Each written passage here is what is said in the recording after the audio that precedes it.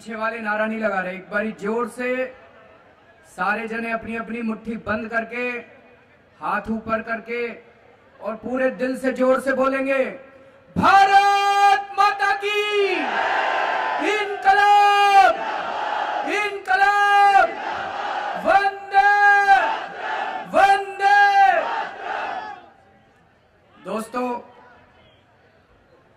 मुझे याद है आज से 4 साल पहले 26 अगस्त 2012 को हम सब लोग यहां पे जंतर मंतर पर इकट्ठे हुए थे। उस वक्त बीजेपी और कांग्रेस सरकारें दोनों पार्टियां मिलकर जो भ्रष्टाचार कर रही थी देश के अंदर, उस भ्रष्टाचार के खिलाफ आवाज उठाने के लिए हम लोग इकट्ठे हुए थे। पूरा दिन लोगों ने सोनिया गांधी जी के, डॉक्टर मनमोहन सिंह जी के और नितिन गडकरी जी के आवास को घेरा। उस दिन खूब लाठियां बरसी, उस दिन खूब वाटर कैनन चलाए गए, लेकिन लोगों के अंदर जो गुस्सा था वो गुस्सा कम नहीं हुआ। लोगों का मानना था कि कोयला का घोटाला दोनों पार्टियों ने मिलकर किया था। जितने घोटाले हो रहे थे दोनों पार्टियां मिलकर कर रही थी, और उस दिन दोनों पार्टियों के भ्रष्टाचार के खिलाफ लोग यहां पे इकट्ठे हुए थे। दोस्तों, आप लोगों को याद है, अन्ना आंदोलन में पूरा देश सड़कों के ऊपर उतरा था। क्यों उतरा था सड़कों के ऊपर देश? क्योंकि कांग्रेस के, रोज कांग्रेस का एक ना एक घोटाला जनता के बीच में आ रहा था। कभी कॉमनवेल्थ घोटाला, कभी आदर्श घोटाला, कभी 2G स्कैम, कभी कोयला घोटाला। रोज कोई ना कोई घोटाला लोगों के बीच में आ रहा था। लोग इतना तंग आ गए थे, इतने गुस्से में थे कि लोग सरकार बदलना चाहते थे। दोस्तों, उसके बाद लोकसभा का चुनाव आया, नरेंद्र मोदी जी आए। लोग ये तो कहते थे कि कांग्रेस और बीजेपी एक ही सिक्के के दो पहलू हैं। कांग्रेस और बीजेपी दोनों भ्रष्टाचारी हैं। कांग्रेस और बीजेपी दोनों मिलकर भ्रष्टाचार करते हैं। लेकिन नरेंद्र मोदी जी ने चुनाव के पहले इतने शानदार भाषण दिए पूरे देश के अंदर, लोगों को एक उम्मीद बंधी कि अब अगर नरेंद्र मोदी जी आ गए तो देश के अंदर भ्रष्टाचार खत्म हो जाएगा। लोगों को यह उम्मीद बंधी कि अगर नरेंद्र मोदी जी आ गए तो ये जितने भ्रष्टाचार कर रखे हैं कांग्रेसियों ने, नरेंद्र मोदी जी इन सारे भ्रष्टाचार करने वालों को जेल भेजेंगे। अपने भाषण में नरेंद्र मोदी जी कहा करते थे कि इस दामाद ने बहुत भ्रष्टाचार किया है, इनको जेल भेजेंगे। ये घोटालों की सरकारें हैं, घोटाले करने वालों को जेल भेजेंगे। नरेंद्र मोदी जी ने कहा था, न खाऊंगा न खाने दूंगा। नरेंद्र मोदी जी ने कहा था, मेरा 56 इंच का सीना है, इसलिए मैं इनको जेल भेज सकता हूं। दोस्तों, आज 2 साल हो गए उनकी सरकार को बने हुए, एक भी आदमी को उन्होंने जेल नहीं भेजा। एक भी मामले के अंदर उन्होंने किसी को जेल नहीं भेजा। बहुत बड़ा धोखा हो गया देश के साथ। लोगों को झूठ बोल बोल के उन्होंने उम्मीद जताई थी। दोस्तों, मुझे दुख हो रहा है कि 26 अगस्त 2012 को हम लोग दोनों पार्टियों के भ्रष्टाचार के खिलाफ यहां इकट्ठे हुए थे। आज 4 साल के बाद इन्हीं दोनों पार्टियों की मिली भगत, इन्हीं दोनों पार्टियों के गठबंधन के खिलाफ आज हम लोगों को यहां दोबारा इकट्ठा होना पड़ रहा है। दोस्तों, अगस्ता वेस्टलैंड इटली की एक कंपनी है, हेलीकॉप्टर बनाती है। यूपीए सरकार ने उनसे हेलीकॉप्टर खरीदे। आरोप लगाया जा रहा है कि हेलीकॉप्टर खरीदने में महाभ्रष्टाचार हुआ। आरोप लगाया जा रहा है कि हेलीकॉप्टर खरीदने में उस कंपनी ने यहां के नेताओं को और अफसरों को रिश्वत दी। दोस्तों, 2 साल हो गए नरेंद्र मोदी जी को प्रधानमंत्री बने हुए। 2 साल के अंदर उन्होंने क्या जांच कराई इस मामले के अंदर? कोई जांच नहीं कराई। 1 इंच भी ये मामले की जांच आगे नहीं बढ़ी। इटली की सरकार ने जहां पे ये कंपनी है, जिस कंपनी ने यहां रिश्वत दी थी, इटली की सरकार ने 2 साल में जांच भी पूरी कर ली। इटली की सरकार ने जांच पूरी करके कोर्ट में केस भी कर दिया, केस पूरा भी हो गया, ऑर्डर भी हो गया, और जिन लोगों ने रिश्वत दी थी उनको जेल भी भेज दिया इटली की अदालत ने। इटली वालों ने इतना काम कर लिया, हमारे प्रधानमंत्री जी ने 1 इंच भी इसकी जांच आगे नहीं बढ़ी दोस्तों, 1 इंच भी जांच आगे नहीं। दुख और ज्यादा इस बात का हो रहा है, इटली की अदालत ने अपने ऑर्डर में लिखा है कि इस मामले के अंदर रिश्वतखोरी हुई है, रिश्वत दे के हेलीकॉप्टर बेचे गए हैं। उस कोर्ट की अदालत के अंदर, ऑर्डर के अंदर सोनिया गांधी जी का नाम है, अहमद पटेल का नाम है, कई सारे अफसरों के नाम है, कांग्रेसियों के नाम है। ऑर्डर आए हुए भी कई दिन हो गए, नरेंद्र मोदी जी की हिम्मत नहीं हो रही जो सोनिया गांधी को गिरफ्तार करके उससे जांच कर ले। नरेंद्र मोदी जी की हिम्मत नहीं हो रही कि सोनिया गांधी से 2 प्रश्न भी पूछ ले। कल मैं देख रहा था टीवी चैनलों पे, नरेंद्र मोदी जी का भाषण आ रहा था, केरला में शायद भाषण दे रहे थे। केरला में उन्होंने पूछा जनता से, भाई तुम लोगों का इटली में रिश्तेदार है? जनता बोली नहीं है। फिर उन्होंने मंच वालों से पूछा, भाई तुम लोगों का इटली में रिश्तेदार है? जनता बोली नहीं है। फिर नरेंद्र मोदी जी बोले मेरा रिश्तेदार भी नहीं है। बोले मैं नहीं कह रहा, मैंने नहीं किया, इटली की अदालत कह रही है कि उन लोगों ने चोरी करी है, सोनिया गांधी जी। प्रधानमंत्री जी, हमने आपको एक्शन लेने के लिए प्रधानमंत्री बनाया था, इटली की अदालत के ऊपर सारा काम छोड़ने के लिए प्रधानमंत्री नहीं बनाया था। हमारा भी सीना 56 इंच का हो जाता जब प्रधानमंत्री खड़ा होकर कहता मैंने सोनिया गांधी को जेल भेज दिया, हमारा सीना भी 56 इंच का हो जाता। लेकिन आज जब मेरा प्रधानमंत्री बोलता है कि मैंने नहीं भेजा, सोनिया गांधी का नाम लिया, इटली की अदालत ले रही है, इतना क्यों डर रहे हैं सोनिया गांधी से प्रधानमंत्री जी? इतना डरने की क्या जरूरत है सोनिया गांधी से?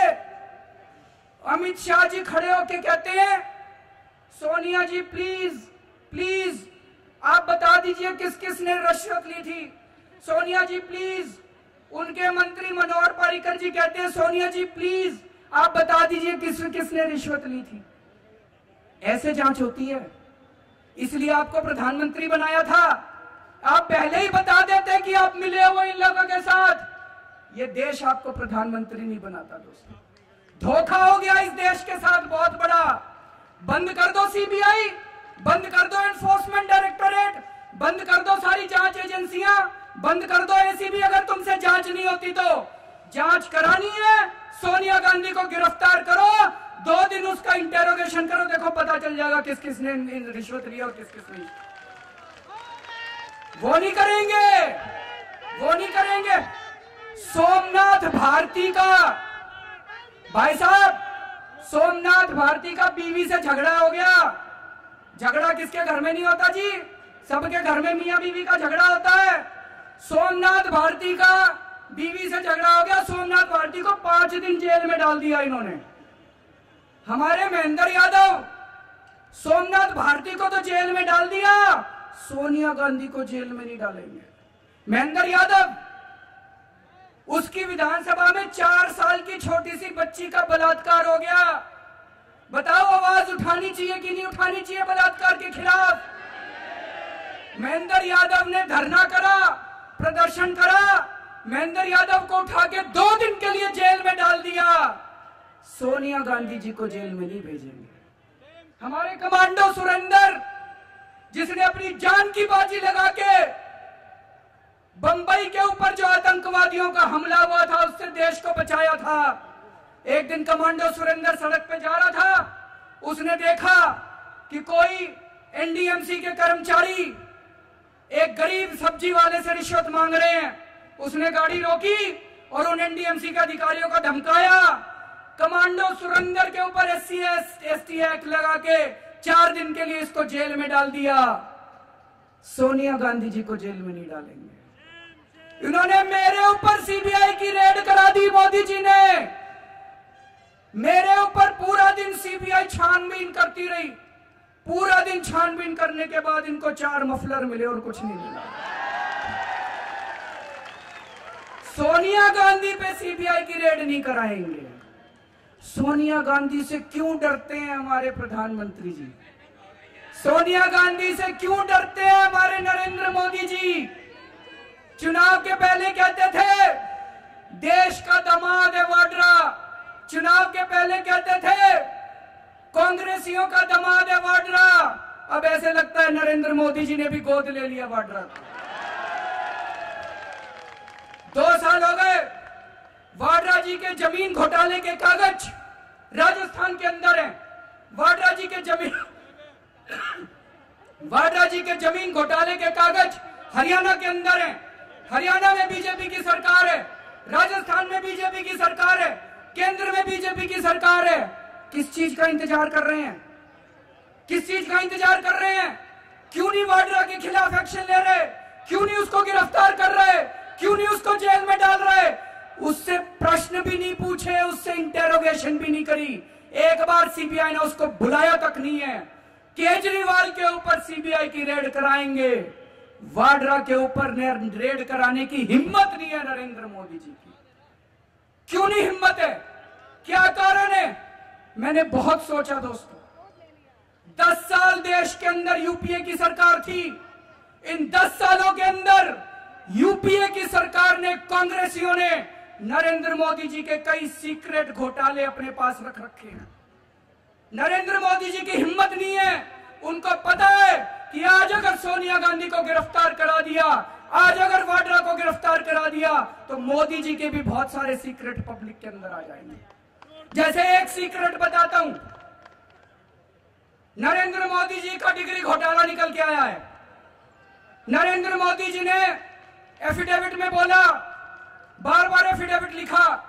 उन्होंने कहा कि मैंने दिल्ली यूनिवर्सिटी से बीए किया है। उन्होंने लिखा कि मैंने गुजरात यूनिवर्सिटी से एमए किया है। दोस्तों, हमने सारे, हमारे वॉलंटियर हर जगह हैं भाई साहब। जब आप सच्चाई के रास्ते पे चलते हो तो ऊपर वाला आपका साथ देता है। हर सच्चा आदमी आपका साथ देता है। दिल्ली यूनिवर्सिटी के अंदर हर डिपार्टमेंट के अंदर हमारे आदमी हैं। हमने अपने दोस्तों को पूछा, अपने वॉलंटियर से पूछा, भैया जरा चेक कराओ। वहां पे दिल्ली यूनिवर्सिटी का एडमिशन फॉर्म देख लिए सारे, कोई एडमिशन नहीं लिया इन्होंने। एनरोलमेंट रजिस्टर देख लिया, कोई एनरोलमेंट रजिस्टर में इनका नाम नहीं है। स्कूल ऑफ ओपन लर्निंग में देख लिया, वहां कोई इनका नाम नहीं मिला। डिग्री सेक्शन में देख लिया, वहां इनका नाम नहीं मिला। कॉन्वोकेशन वाली लिस्ट में देख लिया, वहां इनका नाम, कहीं इनका नाम नहीं है नरेंद्र मोदी जी का। इसका मतलब बीए की डिग्री फर्जी है। बीए की डिग्री फर्जी है। जो डिग्री कुछ अखबार वाले दिखा रहे हैं वो डिग्री फर्जी है। गुजरात यूनिवर्सिटी के वाइस चांसलर कह रहे हैं कि उन्होंने गुजरात यूनिवर्सिटी से एमए किया। मैं पूछना चाहता हूं, जब बीए ही नहीं करी तो एमए कैसे कर लिया? वो कौन सी यूनिवर्सिटी है जो 12वीं के बाद सीधे एमए में एडमिशन देती है? अगर बीए की डिग्री फर्जी है तो एमए की डिग्री भी फर्जी है। मैं ये नहीं कह रहा कि प्रधानमंत्री बनने के लिए आपको पढ़ने की जरूरत है। प्रतिभा डिग्री की मोहताज नहीं होती। कोई कम पढ़ा लिखा हो सकता है लेकिन बड़ा प्रतिभाशाली हो सकता है। ऐसे दुनिया ने बहुत बड़े बड़े लोग पैदा किए हैं जिनके पास डिग्रियां नहीं थी लेकिन उन्होंने इस दुनिया के अंदर बड़े बड़े काम करके दिखाए। तो हम ये नहीं कह रहे अगर मोदी जी 12वीं पास हैं हमें कोई दिक्कत नहीं है। वो कह दें कि मैं 12वीं पास हूं, ये देश उनको सर आंखों पे उठा लेगा, कोई दिक्कत नहीं है।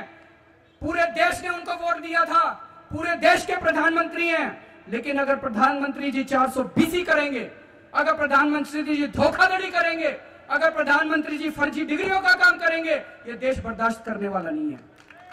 ये देश बर्दाश्त करने वाला नहीं है। ये पूरा का पूरा मामला धोखाधड़ी का मामला है। दोस्तों, हमारे कानून मंत्री तोमर साहब के ऊपर आरोप लगाया गया था कि उनकी डिग्रियां फर्जी हैं। उनको पुलिस ने गिरफ्तार किया, उनको यूनिवर्सिटी में ले गए, बोले बताओ टॉयलेट कहां है, बताओ कौन सी क्लास में बैठा करते थे। उनके ऊपर जब आरोप लगा था उनके साथ जो कार्रवाई की गई थी, मैं आपसे पूछना चाहता हूं, क्या प्रधानमंत्री जी के साथ भी वही कार्रवाई होनी चाहिए कि नहीं होनी चाहिए? दोस्तों, ये पूरा डिग्री का मामला, इसमें कई सारे कागज हम लोगों को गुजरात के कांग्रेसियों ने दिए हैं। गुजरात के कांग्रेसियों से हमने बात करी। गुजरात के कांग्रेसी बोले, जी हम 10 साल से आवाज उठा रहे हैं, 10 साल से सर फोड़ रहे हैं, ये गांधी परिवार हमको आवाज नहीं उठाने देता मोदी जी की डिग्री के खिलाफ। इसका मतलब गांधी परिवार के पास मोदी जी के कई घोटालों के सीक्रेट हैं। गांधी परिवार, मैं आपसे पूछना चाहता हूं, पिछले 5-7 दिन से मोदी जी की डिग्री की बातें चल रही हैं, मोदी जी की फर्जी डिग्री का मामला सामने आया है। राहुल गांधी ने बात करी इस बारे में? बात करी राहुल गांधी ने? सोनिया गांधी ने मुंह खोला? किसी भी कांग्रेसी ने मुंह खोला? सारे चुप हैं, सारे चुप है। बड़ी अच्छी सेटिंग है। मोदी जी ने आश्वासन दे रखा है कि हम तुमको गालियां देंगे, अगस्ता वाले केस में गिरफ्तार नहीं करेंगे। सोनिया जी ने इनको आश्वासन दे रखा है, हम तुम्हारी डिग्री का मामला नहीं उठाएंगे। दोनों में सेटिंग हो रही है दोस्तों, और सेटिंग केवल गांधी परिवार की नहीं है, मोदी जी पूरी कांग्रेस को बचा रहे हैं। आप लोगों को याद होगा, हमारी 49 दिन की सरकार बनी थी। 49 दिन की सरकार में हमने शीला दीक्षित की सरकार के खिलाफ 3 एफआईआर दर्ज कराई थी। 3 एफआईआर। इनसे 2 साल में कुछ नहीं हुआ, हमने 49 दिन के अंदर शीला दीक्षित सरकार के खिलाफ 3 एफआईआर दर्ज कराई थी।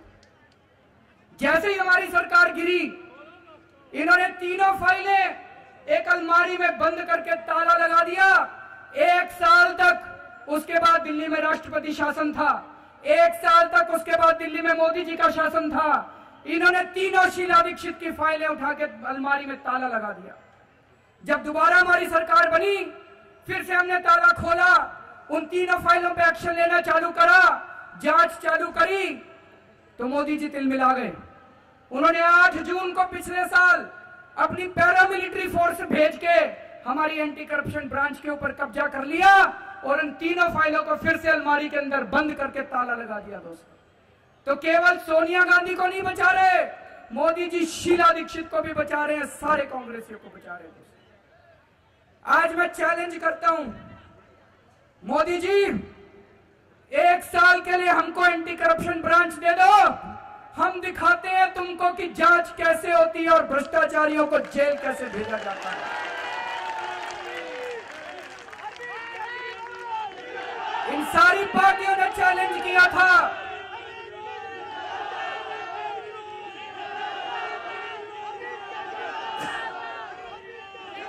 इन सारी पार्टियों ने चैलेंज किया था।